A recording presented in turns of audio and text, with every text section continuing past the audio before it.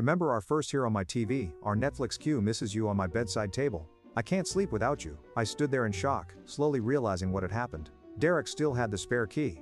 I'd given him last year. He'd have been in my apartment while I was gone. My skin instantly crawled. I checked all the closets under the bed behind the shower curtain, half convinced he might be hiding somewhere he wasn't. But the violation of my space felt just as creepy. I called my landlord immediately and explained the situation. He agreed to change my locks the next morning. Then I systematically went through my apartment, removing every SLE post, it note, and ripping them into tiny pieces. Petty, maybe satisfying. Absolutely, that night was my first one back in my own bed, and I will not lie. It was weird. I kept waking up expecting to feel Derek's weight on the mattress. My brain hadn't caught up to the reality that we were over Tuesday morning. Yesterday I was making coffee when someone knocked on my door. My heart stopped for a second before I remembered Derek's key wouldn't work anymore. It wasn't Derek. It was Xavier, who had been in that TikTok video laughing along while Derek called me hideous. Xavier, who I'd have been friends with before I even met Derek. Xavier, who had apparently come as Derek's ambassador. He looked uncomfortable, shifting from foot to foot in the hallway. Started with small talk about the weather. Seriously, before finally getting to the hallway. Started with small talk about the weather. Seriously, before finally getting to the point. Derek was in a terrible place and just wanted 5 minutes to explain himself. I asked Xavier if he remembered laughing in that video. He had the decency to look ashamed. Said he was drunk and just going along with the guys. Then hit me with this gem. He didn't mean any of it. Alina, you know how guys talk when they are together.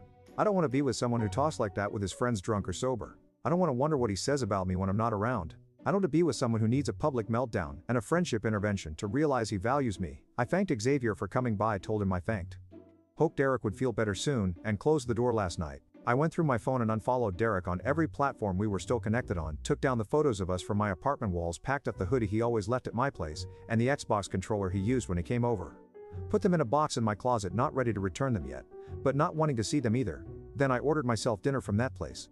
Derek always complained was too spicy, but that I secretly loved ate it while watching The Last of Us, which Derek refused to watch because he doesn't like zombie shows. Ed the fancy bath beep. My mom got me for Christmas that I've been saving for a special occasion around midnight. My phone lit up with a text from a number I didn't recognize. It's Derek.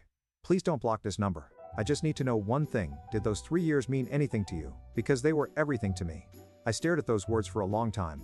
3 years of inside jokes and holiday dinners and lazy Sunday mornings. 3 years of building a life I thought we'd share forever. And also 3 years of small criticisms dressed as jokes. 3 years of small criticisms dressed as jokes. 3 years of walking on eggshell around his moods. 3 years of making myself smaller to make him comfortable.